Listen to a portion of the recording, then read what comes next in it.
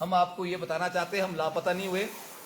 एक यूनियन का काम करने का एक तरीका होता है जिसमें एक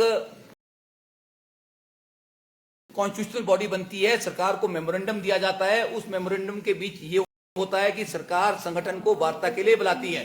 तो जब कर्मचारी संगठन कॉल पे जाते हैं तो वो सरकार के पास जो है वो घुटने पकड़ने नहीं जाते हैं, वो वार्ता करने नहीं जाते हैं, सरकार डायलॉग के लिए इनवाइट करती है। मुझे दुख की बात यह है कि यहाँ हो ये रहा है कि पीड़ा किसी और को हो रही है, दर्द किसी और को है और बच्चा किसी और के हो रहा है।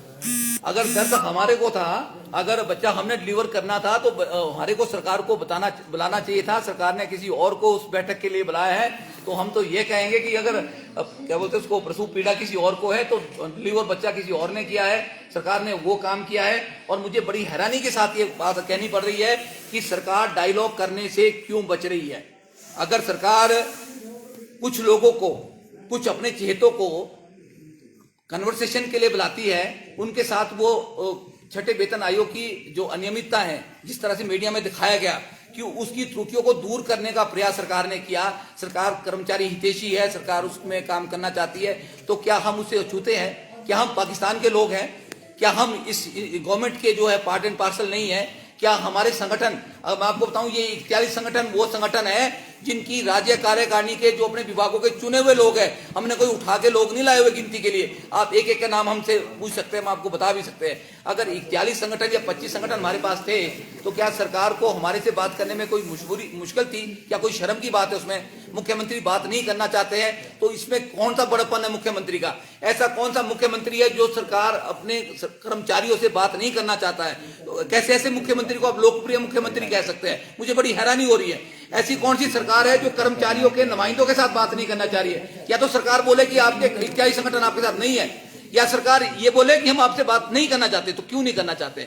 मैं एक बात कहूं, डेमोक्रेसी की सबसे बड़ी ब्यूटी यह है कि आपको आवाम की आवाज को सुनना पड़ता है, कर्मचारियों की आवाज को सुनना पड़ता है। हम इलेक्टेड आदमी हैं। आप एक शो कॉज नोटिस देने से ये बोले कि हम बच जाएंगे और डरा देंगे, तो आप इतने ठंड में आप कर्मचारियों का हजूम देख रहे हैं। तो 25 से 40 संगठन आज हो गए और आने वाले दिनों में इनकी संख्या इतनी हो जाएगी। जिस एनजीओ की आप बात करते हैं तो एनजीओ के साथ मुझे लगता है आज की डेट में कोई संगठन खड़ा नहीं है। अगर है तो वो बताए कौन सा संगठन उनके साथ है। तो उस डायलॉग करने का मतलब क्या है? डायलॉग वहां किया जाता है जहां पे लोग होते हैं, जहां पे संगठन खड़े होते हैं। मैं आपको ये बात बताना चाहता हूं, सरकार ने डायलॉग करना बंद कर दिया है और उनके जो नेतागण हैं, और यहीं चुप आ रहा हूं, उनके नेतागण हैं, उन्होंने भी मीडिया में आना बंद कर दिया है। उनके 2 दिन पूरे हो चुके हैं शायद, अब 2 दिन नहीं बताएंगे क्योंकि उनको पता है होने वाला नहीं है। क्योंकि जिस इशू की हमने पहले भी बात की थी, ये बहुत बड़ा इशू है। सरकार खुद 6000 करोड़ की बात कर रही है कि 6000 करोड़ की इसमें कैलकुलेशन हो रही है। अगर 6000 करोड़ की आज कैलकुलेशन, इसका मतलब है कर्मचारियों के 6000 करोड़ सरकार ने हड़प किए हैं। ये बोलने में मुझे कोई शर्म नहीं हो रही है। ये 6000 करोड़ किसके थे? कर्मचारियों के थे। आपने कर्मचारियों के 6000 करोड़ उड़ाए हैं। उनको 1, 10, 12 से जो आपने फिक्सेशन की है उनके साथ जाती हुई है। अगर आज कर्मचारी जागा है तो कर्मचारियों के हितों को आप पंजाब के बराबर देना पड़ेगा। हमारे एजेंडे बड़े साफ है, क्लियर बात है। मैं आपसे दो बातें कहूंगा। हम कुछ नहीं मांग रहे सरकार को। 1978 से हिमाचल सरकार का पंजाब के साथ एग्रीमेंट है कि हम हूबहू खाली पे एक मिशन पंजाब का फॉलो करेंगे। उसमें ना 1 रुपए की कमी हो सकती है ना वृद्धि हो सकती है। हम वृद्धि मांग नहीं रहे साथियों, हम वृद्धि मांग नहीं रहे, पर हम 1 रुपए की कमी भी नहीं होने देंगे। ये आपके माध्यम से पूरे कर्मचारियों को हम आश्वस्त करना चाह रहे हैं। अगर पंजाब ने जेबीटी को 39,900 पहली जो हमारी प्रोटेस्ट जो कॉन्फ्रेंस होगी वो मंडी से शुरू करेंगे। 20/2 को मंडी में होगी, उसके बाद हम 21 को कांगड़ा में करेंगे, उसके बाद चंबा में 22/2/2022 को होगी, उसके बाद 27 को बिलासपुर में होगी, उसके बाद 27 के बाद 28/2 को हम हमीरपुर में करेंगे, उसके बाद 1 मार्च को हम।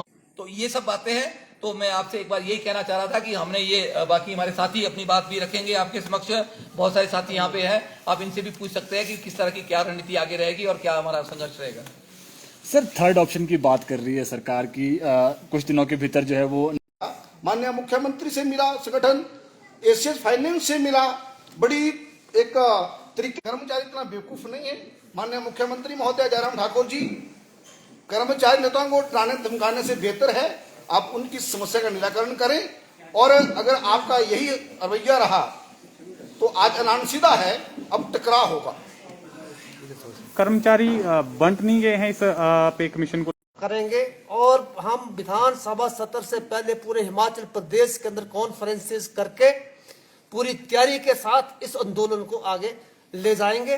और एक 15% की बात जो आप कर रहे थे, मैं उसके ऊपर संक्षिप्त में कहना चाहूंगा, 15% का बेनिफिट हो सकता है। लिए आपको ये फैक्टर नहीं लगेगा जो साथी मेरे रिकवरी में है उनको वो रिकवरी देनी ही देनी पड़ेगी।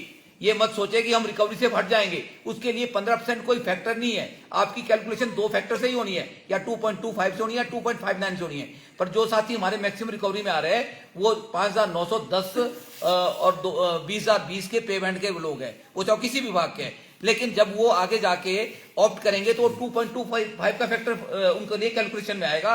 उस कैलकुलेशन से जो हमने कैलकुलेट की थी कि लोगों को 1 लाख से ऊपर की रिकवरी लग रही है, वो साथी उस रिकवरी से तब तक नहीं बच सकते जब तक हिमाचल सरकार एक ऑर्डर ऐसा पास करे, ऑर्डिनेंस पास करे कि हम किसी से कोई रिकवरी नहीं लेंगे।